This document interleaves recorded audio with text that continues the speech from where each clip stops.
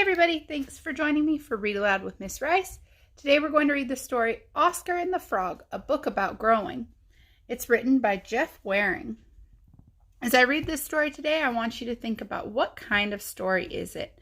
Is this a realistic fiction? Is it informational text giving us facts about a topic?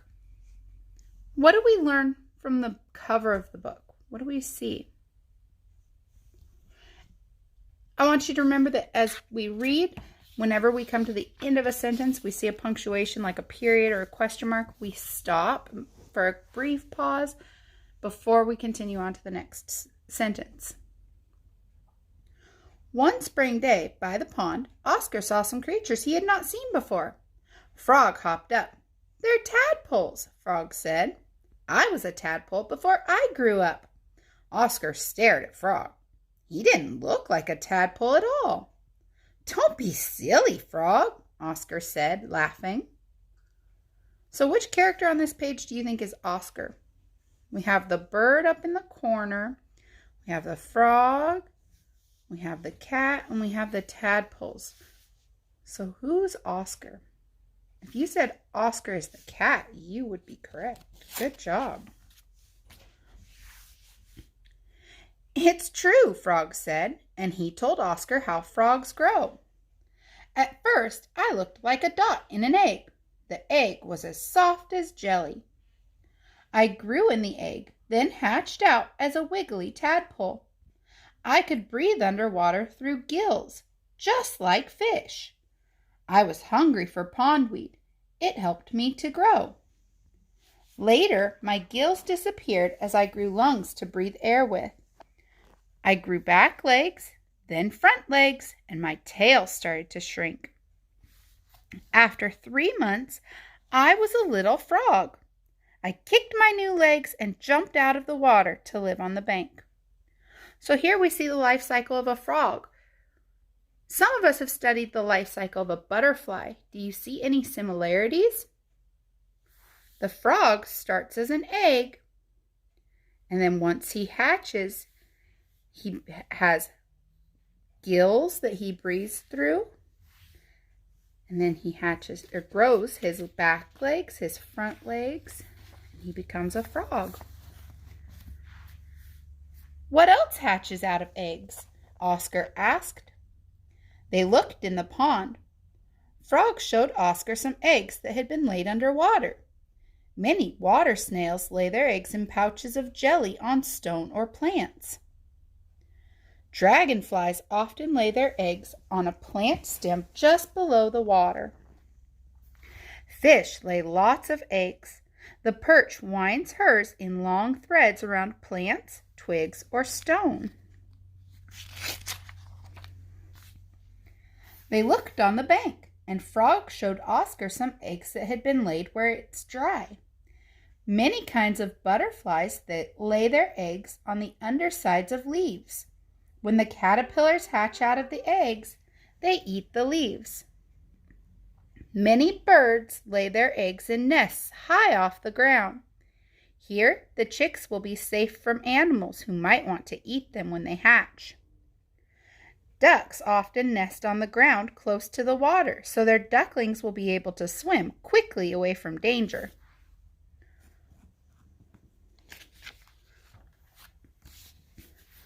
"Do plants hatch out of eggs?" Oscar asked.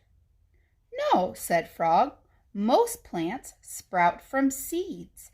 Each plant makes its own kind of seed. The seeds of an apple tree are stored inside their fruit. Strawberry plants have small seeds on the outside of their fruit. Poppy plants have tiny seeds. They are light enough to be carried by the wind. Coconuts are the seeds of the coconut palm trees. They are huge and can float. Most seeds ripen above the ground, but the seeds of a peanut plant grow in the earth." So what's different about all of these seeds? Why don't you take a minute and talk about that with your neighbor? What is different about all the seeds?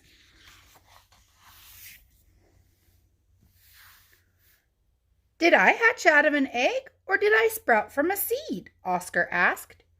Neither, said Frog. You were born. You looked a lot like you do now, only much smaller, with fur and paws, ears and a tail. You were hungry for milk from your mother.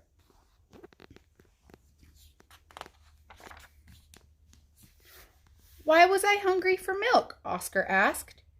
It helped you to grow, said Frog. Milk for you, pondweed for me, leaves for these caterpillars, and bugs for those baby birds. We all need different food to grow.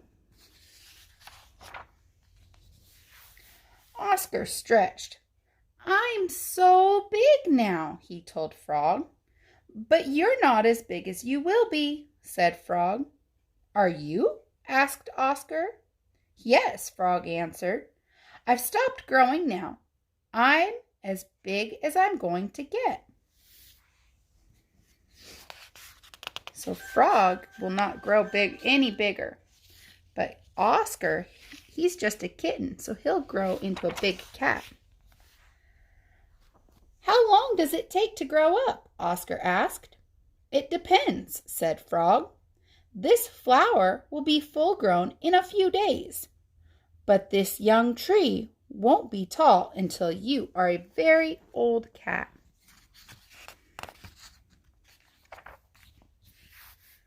The baby birds will be as big as their parents next spring, Frog went on.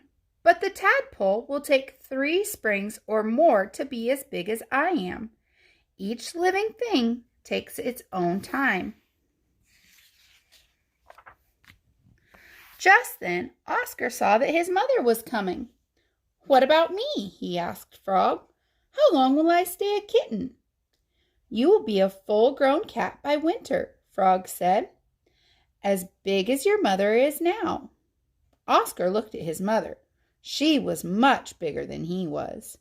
Don't be silly, Frog, he said, laughing. It's true, Frog said. Wait and see. Thinking about growing. By the pond, Oscar found out about these things. Beginnings. Living things begin in different ways. Some hatch out of eggs, some sprout from seeds, and some are born. How did you begin? On your next walk, look for living things that hatch, sprout, or are born. Oscar learned about food. All living things have to eat to grow. They need different kinds of foods. Pondweed? Who needed the pondweed to grow? Leaves and bugs. What helped you grow when you were very young? What do you eat now that helps you grow? Oscar also learned about getting bigger. Living things grow at different speeds. Some things only take a few days, like the flower. The baby birds only took a few months to get to the size of their parents. The frog, he will be a grown frog in a few years. And a tree will be a full-grown tree in many years. It takes a lot longer for that to get grown. How long will it take you to grow as big as your mother or father? Oscar thinks growing is great. Do you think so too? Over here we have the index. We can look up the pages to find out about these growing things. So if you wanted to know about being born, we would look at page 13 and 24. If you wanted to know about eggs, these are the pages you would look at. Food, full grown, growing bigger, hatching, hunger, mothers, seeds, and sprouting. Thanks for joining me for our story today. I appreciate all of you listening in, and I hope to see you back soon. Bye-bye.